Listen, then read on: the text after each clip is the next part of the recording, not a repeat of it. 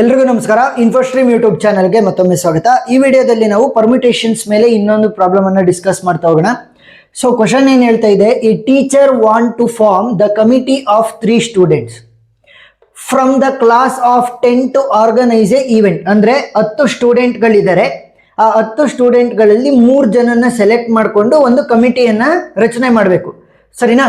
ಈಗ each student as the different role preference, chairperson, secretary ಮತ್ತೆ treasurer, ಆ 3 ರೋಲ್ಗಳಿದಾವಲ್ಲ, ಆ 3 ರೋಲ್ ಯಾವ್ಯಾವು? ಚೇರ್ಪರ್ಸನ್, ಸೆಕ್ರೆಟರಿ ಮತ್ತೆ treasurer. Each role must be given to the different student. ಒಬ್ಬ ಸ್ಟೂಡೆಂಟ್ಗೆ ಒಂದು ರೋಲ್ ಮಾತ್ರ ಕೊಡಕ್ಕಾಗೋದು, ಜಾಸ್ತಿ ಕೊಡಕ್ಕಾಗಲ್ಲ, ಸರಿನಾ? ಈಗ ಸೆಕ್ರೆಟರಿ ಕೊಟ್ಟಿದ್ದೀನಿ ಅಂತಂದ್ರೆ ಮುಗೀತು ಅವನಿಗೆ. ಬೇರೆಯವರಿಗೆ ನಾನು ಚೇರ್ಪರ್ಸನ್ ಅನ್ನು ಕೊಡಬೇಕು, ಬೇರೆಯವರಿಗೆ ನಾನು ಟ್ರೆಷರರ್ ಅನ್ನ ಕೊಡ್ಬೇಕು, ಆ ಥರ. Find the number of ways in which no student get more than 1 roll. A specific student is given no roll ಅಂತಂದ್ರೆ ಯಾವುದೇ ಒಂದು ರೋಲ್ ಅನ್ನ ಕೊಡಲ್ಲ ಅವನಿಗೆ. 2 specific student gets any 2 roll. So ಒಂದೊಂದಾಗೆ ಸಾಲ್ವ್ ಮಾಡ್ತಾ ಹೋಗೋಣ. ಸೊಲ್ಯೂಷನ್ ಸ್ಟೆಪ್ ಬೈ ಸ್ಟೆಪ್ ಬರೀತಾ ಹೋಗ್ಬೇಕು. ಸೊ ಫಸ್ಟ್ ಗಿವನ್ ಏನ್ ಕೊಟ್ಟಿದ್ದಾರೆ ಅಂತ ಬರೀರಿ. ಗಿವನ್ ನಮ್ಮ ಹತ್ರ 3 ರೋಲ್ಸ್ಗಳಿದ್ದಾವೆ, ಸರಿನಾ? 3 ರೋಲ್ಸ್. ನೆಕ್ಸ್ಟ್ 10 ಸ್ಟೂಡೆಂಟ್ಸ್ಗಳಿದ್ದಾರೆ. 10 ಸ್ಟೂಡೆಂಟ್ಸ್ಗಳಲ್ಲಿ ನಾನು 3 ರೋಲ್ಗಳನ್ನ ಡಿಸ್ಟ್ರಿಬ್ಯೂಟ್ ಮಾಡ್ತಾ ಹೋಗ್ಬೇಕು ಅಂತಂದ್ರೆ ಕೊಡ್ತಾ ಹೋಗ್ಬೇಕು. ಸೊ ಮೊದಲನೇ ಕ್ವಶನ್ ಏನ್ ಹೇಳ್ತಾ ಇರೋದವರು, no student get more than 1 roll. No student gets more than 1 roll. Very simple. ಯಾವ ರೀತಿ ಬರೆಯೋದು? ನನ್ನ ಹತ್ರ 10 ಸ್ಟೂಡೆಂಟ್ಸ್ಗಳಿದ್ದಾರೆ, ನನ್ನ ಹತ್ರ ಇರೋದು 3 ರೋಲ್, ಸರಿನಾ? ಕಾಂಬಿನೇಷನ್ ಯೂಸ್ ಮಾಡಬಾರ್ದು, ಪರ್ಮಿಟೇಷನ್ಸ್ ಯೂಸ್ ಮಾಡಬೇಕು. 10p3. ಸೊ 10p3 ಯಾವ ರೀತಿ ಸಾಲ್ವ್ ಮಾಡೋದು? Very simple. 10 ಕ್ರಾಸ್ 9 ಕ್ರಾಸ್ 8 ಅಷ್ಟೇ, ಸಿಂಪಲ್. ಗೊತ್ತಾಯ್ತಾ? 10p3 ಇದೆ ಅಂತಂದ್ರೆ 10 ಇಂದ 3 ಎಲಿಮೆಂಟ್ ರಿಡ್ಯೂಸ್ ಮಾಡ್ತಾ ಮಲ್ಟಿಪ್ಲೈ ಮಾಡಬೇಕು. 10 ಒಂದು, ನೆಕ್ಸ್ಟ್ 9 ಒಂದು, ನೆಕ್ಸ್ಟ್ 8 ಕಡಿಮೆ ಮಾಡ್ತಾ 10 9 8 ಮಲ್ಟಿಪ್ಲೈ ಮಾಡಬೇಕು. 9 8 72. 72 ಇಂಟು 10 ಅಂತ ಅಂದ್ರೆ 720 ವೇಸ್ ಆಯ್ತು. ಗೊತ್ತಾಯ್ತಾ? ಎಸ್. ಸೊ ನೆಕ್ಸ್ಟ್ ಎರಡನೇದು ಕೋನ. ಎರಡನೇದು ಏನು ಹೇಳ್ತಾ ಇರೋದು, A specific student is not given a role. ನನ್ನ ಹತ್ರ 10 ಸ್ಟೂಡೆಂಟ್ಗಳಿದ್ರು, ಸರಿನಾ? 10 ಸ್ಟೂಡೆಂಟ್ಸ್ಗಳಿದ್ರು, -1 ಸ್ಟೂಡೆಂಟ್. ಯಾಕೆ? ಅವನಿಗೆ ಯಾವುದೇ ಒಂದು ರೋಲ್ ಅನ್ನು ನಾವು ಇವಾಗ ಕೊಡ್ತಾ ಇಲ್ಲ. ಸೊ ಟೋಟಲ್ ಎಷ್ಟಾಯ್ತು? 9 ಸ್ಟೂಡೆಂಟ್ಸ್ ಮಾತ್ರ ನನಗೆ ಉಳ್ಕೊಂಡ್ರು. ನನ್ನ ಹತ್ರ ಇರುವಂಥ ರೋಲ್ಗಳೆಷ್ಟು? 3 ರೋಲ್ಸೇ ನನ್ನ ಹತ್ರ ಇರೋದು, 3 ರೋಲ್ಸ್. ಸೊ ಇವಾಗ ಏನು ಮಾಡಬೇಕು? 10p3 ಜಾಗದಲ್ಲಿ 9p3 ಅಂತ ಹಾಕೊಳ್ಳಿ ಅಷ್ಟೇ, ಸರಿನಾ? ನನ್ನ ಹತ್ರ ಈಗ 9 ಸ್ಟೂಡೆಂಟ್ಸ್ಗಳಿರೋದು, 3 ರೋಲ್ಗಳನ್ನು ಅಸೈನ್ ಮಾಡಬೇಕು. ಸೊ 9 ಕ್ರಾಸ್, ಸೊ 3 ಅನ್ನ ರೆಡ್ಯೂಸ್ ಮಾಡ್ತಾ ಬರಬೇಕು. 9 ಕ್ರಾಸ್ 8 ಕ್ರಾಸ್ 7, ಸರಿನಾ? 9 8 7 ರಿಡ್ಯೂಸ್ ಮಾಡ್ತಾ ಬರಬೇಕು. ಸೊ ವ್ಯಾಲ್ಯೂನ ಕ್ಯಾಲ್ಕುಲೇಟ್ ಮಾಡ್ತಾ ಹೋಗಿ. 9 cross 8 cross 7, 9 into 8 into 7 value ಎಷ್ಟಾಯಿತು? 504 ವೇಸ್, 504 ವೇಸ್. ಸೊ 504 ವೇಸ್ಗಳಲ್ಲಿ ನಾವು ಕೊಡ್ಬೋದು. ಇನ್ ವಿಚ್ ಆ ಒಬ್ಬ ಸ್ಟೂಡೆಂಟನ್ನು ತೆಗೆದಾಕ್ತೀವಿ, ಅವನಿಗೆ ಯಾವುದೇ ಒಂದು ರೋಲ್ ಅಸೈನ್ ಆಗಲ್ಲ, ಇನ್ನು ಉಳಿದಿರೋರಿಗೆಲ್ಲ ಅಸೈನ್ ಆಗಬಹುದು ಅಂತ ಅಂದ್ರೆ 3 ರೋಲ್ ಎಲ್ಲ ಇರೋದು. ಸೊ ಆ 9 ಜನದಲ್ಲಿ ಡಿಸ್ಟ್ರಿಬ್ಯೂಟ್ ಆಗ್ತಾ ಹೋಗುತ್ತೆ. ನೆಕ್ಸ್ಟ್ ಮೂರನೇ ಕ್ವಶನ್ಗೆ ಹೋಗೋಣ. ಈಗ ಅವ್ರೇನು ಹೇಳ್ತಿರೋದು, 2 specific student get any 2 roles. ನನ್ನ ಹತ್ರ 3 ರೋಲ್ಗಳಿದ್ದಾವೆ, ಆ 3ರಲ್ಲಿ 2 ರೋಲು ಇಬ್ಬರಿಗೆ ಫಿಕ್ಸ್ ಆಗಿ ಸಿಗುತ್ತೆ ಅಂತ. ಸೊ ನಾನೇನು ಮಾಡ್ತೀನಿ ಅಂತಂದ್ರೆ, let's consider the 2 specific students as 2 specific students as A and B, ಸರಿನಾ? ಎ ಮತ್ತೆ ಬಿ ಅಂತ ತಗೊಂತ ಇನ್ನು ಅವರಿಬ್ರು ಸ್ಟೂಡೆಂಟ್ಗಳನ್ನ. ಈಗ ಏನಾಗ್ತಾ ಇದೆ, ನನ್ನ ಹತ್ರ 3 ರೋಲ್ಗಳಿದ್ದಾವೆ, ಆಮೇಲೆ 2 ಸ್ಟೂಡೆಂಟ್ಗಳಲ್ಲಿ ನಾನು ಡಿಸ್ಟ್ರಿಬ್ಯೂಟ್ ಮಾಡಬೇಕು. 2 ಸ್ಟೂಡೆಂಟ್ಗಳಲ್ಲಿ ನಾನು ಡಿಸ್ಟ್ರಿಬ್ಯೂಟ್ ಮಾಡ್ತಾ ಹೋಗ್ಬೇಕು. ಸೊ ಇವಾಗೇನು, ನನ್ನ ಹತ್ರ ಮ್ಯಾಕ್ಸಿಮಮ್ ಎಷ್ಟಿರೋದು? 3 ಅಂತ ಅಂದ್ರೆ 3p2 ಆಗುತ್ತೆ. ಗೊತ್ತಾಯ್ತಾ?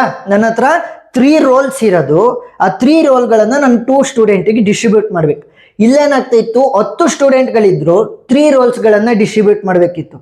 ಇಲ್ಲಿ ರೋಲ್ಗಳು ನನಗೆ 3 ಇದೆ, ಬಟ್ ಸ್ಟೂಡೆಂಟ್ 2 ಸ್ಪೆಸಿಫಿಕ್ ಅವರಿಗೆ ಕೊಡಲೇಬೇಕು ಅಂತ ಹೇಳ್ತಾ ಇದ್ದಾರೆ. ಸೊ 3p2 ವ್ಯಾಲ್ಯೂ ಏನಾಗುತ್ತೆ? 3 ಕ್ರಾಸ್ 2, ಸರಿನಾ? 2 ಇರೋದ್ರಿಂದ 2 ರೆಡ್ಯೂಸ್ ಮಾಡ್ಬೇಕು. 3 ಕ್ರಾಸ್ 2. ಸೊ 3 2 ಏನಾಗುತ್ತೆ? 6 ವೇಸ್ ಆಗುತ್ತೆ. ಗೊತ್ತಾಯ್ತಾ? ಈಗ ಇನ್ನ ಒಂದೇ ಒಂದು ಉಳ್ಕಂತಲ್ವಾ, 3ರಲ್ಲಿ 2 ಪ್ಲೇಸ್ ನಾನು ಕೊಟ್ಟಿದ್ದೀನಿ. ಯಾರಿಗೆ? ಇಬ್ರು ಸ್ಪೆಸಿಫಿಕ್ ಸ್ಟೂಡೆಂಟ್ಗಳಿಗೆ. ಇನ್ನ ಎಷ್ಟು ಸ್ಟೂಡೆಂಟ್ ಉಳ್ಕೊಂಡ್ರು? 10 - 2 ಸ್ಟೂಡೆಂಟ್ಸ್ ಅಂತಂದ್ರೆ ಇನ್ನ ನನ್ನ ಹತ್ರ 8 ಸ್ಟೂಡೆಂಟ್ ಉಳ್ಕೊಂಡ್ರು. ಇನ್ನ ನನ್ನ ಹತ್ರ ಎಷ್ಟು ಉಳ್ಕೊಂಡಿರೋದು? ರೋಲ್ಗಳು ಉಳ್ಕೊಂಡಿರೋದು 1 ರೋಲ್ ಮಾತ್ರ. 1 ರೋಲ್ ಈಸ್ ಲೆಫ್ಟ್. ಯಾಕಂತಂದ್ರೆ 2 ರೋಲ್ಗಳನ್ನ ನಾನು ಇಲ್ಲಿ ಸ್ಟೂಡೆಂಟ್ಗಳು, ಅವರಿಬ್ರು ಸ್ಪೆಸಿಫಿಕ್ ಸ್ಟೂಡೆಂಟ್ಗಳಿಗೆ ಕೊಟ್ಟಿದ್ದೀನಿ. ಹಾಗಾಗಿ ಅವರಿಬ್ರಿಗೆ ಆಲ್ರೆಡಿ ಕೊಟ್ಟಿದ್ದೀನಿ ಅಂದ್ರೆ ಅವ್ರನ್ನ ಕನ್ಸಿಡರ್ ಮಾಡ್ಬೋದು. ಸೊ 10 - 2 ಏನಾಯ್ತು? 8 ಸ್ಟೂಡೆಂಟ್ಸ್ ಮಾತ್ರ ಉಳ್ಕೊಂಡ್ರು. ಈಗ 2 ರೋಲ್ ಆಲ್ರೆಡಿ ಯೂಸ್ ಆಗಿದೆ ಅವರಿಬ್ರಿಗೆ, ಇನ್ನ 1 ರೋಲ್ ಮಾತ್ರ ಬಾಕಿ ಇರೋದು. ಸೊ ಇದನ್ನ ನಾವೇನಂತ ಬರೀಬಹುದು ಇವಾಗ? 8P1 ಅಂತ ಬರಿಬಹುದು. ಅಂತ ಅಂದ್ರೆ 8 ಮಾತ್ರ, ಸರಿನಾ? 8P1 ಅಂತ ಅಂದ್ರೆ 8 ಮಾತ್ರ. ಸೊ 8 ನಂಬರ್ ಆಫ್ ವೇಸ್ ಗಳಲ್ಲಿ ನಾವು ಕೊಡ್ತಾ ಹೋಗ್ಬೋದು ಒಂದು ಪೊಸಿಷನ್ ಅನ್ನ 8 ಸ್ಟೂಡೆಂಟ್ಗೆ. ಯಾರು? ಈಗ 3ರಲ್ಲಿ 2 ಪೊಸಿಷನ್ ಅವ್ರಿಗೆ ಫಿಕ್ಸ್ ಆಗಿ ಕೊಟ್ಟಿದ್ದೀನಿ. ಈಗ ಇಬ್ರು ಸ್ಪೆಸಿಫಿಕ್ ಸ್ಟೂಡೆಂಟ್ ಇದ್ರು, ಎ ಮತ್ತೆ ಬಿ, ಅವರಿಬ್ಬರಿಗೆ ನಾನು 2 ಪೊಸಿಷನ್ ಅನ್ನ ಕೊಟ್ಟಿದ್ದೀನಿ. ಯಾವುದೋ ಒಂದು 2 ಪೊಸಿಷನ್ ಅಂತ ಅನ್ಕೊಳ್ಳಿ. ಫಾರ್ ಎಕ್ಸಾಂಪಲ್ ಚೇರ್ಪರ್ಸನ್ ಮತ್ತೆ ಸೆಕ್ರೆಟರಿನ ಕೊಟ್ಟಿದ್ದೀನಿ ಅಂತ ಅನ್ಕೊಳ್ಳಿ. ನಾನು ಹೇಗೆ ಚೇರ್ಪರ್ಸನ್ ಅನ್ನ ಕೊಟ್ರೆ ಇವನಿಗೆ ಸೆಕ್ರೆಟರಿ ಕೊಡಬೇಕು, ಇವನಿಗೆ ಸೆಕ್ರೆಟರಿ ಕೊಟ್ರೆ ಇವನಿಗೆ ಚೇರ್ಪರ್ಸನ್ ಕೊಡಬೇಕು. ಸೊ ಆ ತರ ಬಂದಾಗ ಏನಾಯ್ತು? 2 ಫ್ಯಾಕ್ಟೋರಿಯಲ್ ವೇಸ್ ಅಲ್ಲಿ ನಾವು ಡಿಸ್ಟ್ರಿಬ್ಯೂಟ್ ಮಾಡ್ಬೋದು, ಸರಿನಾ? ಆ 2 ಪೊಸಿಷನ್ಗಳಿರ್ತಾವಲ್ಲ ನೋಡಿ, ಇಲ್ಲಿ ಆ 2 ಪೊಸಿಷನ್ ಇರುತ್ತಲ್ಲ, ಅದನ್ನ ಏನ್ ಮಾಡ್ಬೋದು? 2 ಫ್ಯಾಕ್ಟೋರಿಯಲ್ ವೇಸ್ ಗಳಲ್ಲಿ ನಾವು ಡಿಸ್ಟ್ರಿಬ್ಯೂಟ್ ಮಾಡ್ತಾ ಹೋಗ್ಬೋದು. So 2 specific roles can be assigned in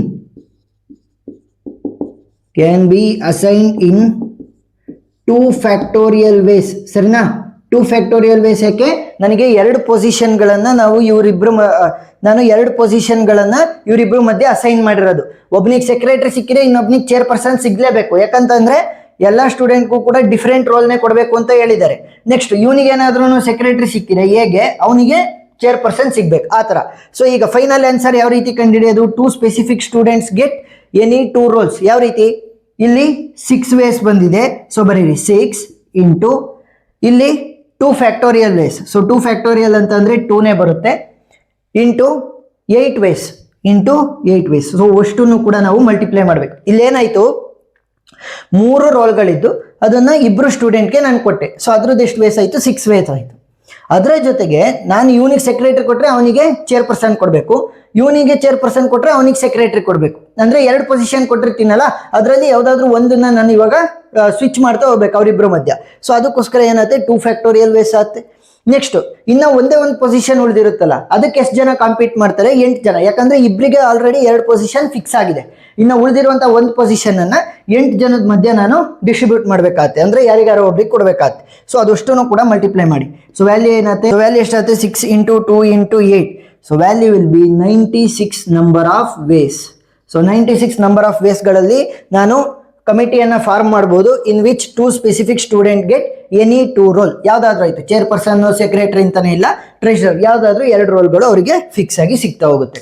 so ಈ ತರ ಡಿಫ್ರೆಂಟ್ ಪ್ರಾಬ್ಲಮ್ಸ್ ಅನ್ನ ಕೇಳ್ಬೋದು ಎಕ್ಸಾಮಿನೇಷನ್ ಪರ್ಸ್ಪೆಕ್ಟಿವ್ ಅಂತ ನೋಡಿದಾಗ. ಸೊ ಎಕ್ಸ್ಟ್ರಾ ಪ್ರಾಬ್ಲಮ್ಸ್ ಗಳನ್ನ ನೀವು ನೋಡ್ತಾ ಹೋಗಿ. ಇಂಪಾರ್ಟೆಂಟ್ ಪ್ರಾಬ್ಲಮ್ಸ್ ಆಲ್ರೆಡಿ ನಾನು ಸಾಲ್ವ್ ಮಾಡಿದ್ದೀನಿ. ಆ ಎಲ್ಲಾ ವಿಡಿಯೋಗಳು ಪ್ಲೇ ಲಿಸ್ಟ್ ಅಲ್ಲಿ ಇರ್ತವೆ. ಪ್ಲೇ ಲಿಸ್ಟ್ ಲಿಂಕ್ ಡಿಸ್ಕ್ರಿಪ್ಷನ್ ಅಲ್ಲಿ ಕೊಟ್ಟಿರ್ತೀನಿ, ನೀವು ನೋಡಬಹುದು. ವಿಡಿಯೋ ಇಷ್ಟ ಆಗಿದ್ರೆ ಸಬ್ಸ್ಕ್ರೈಬ್ ಆಗೋದನ್ನ ಮರಿಬೇಡಿ. Thank you for watching.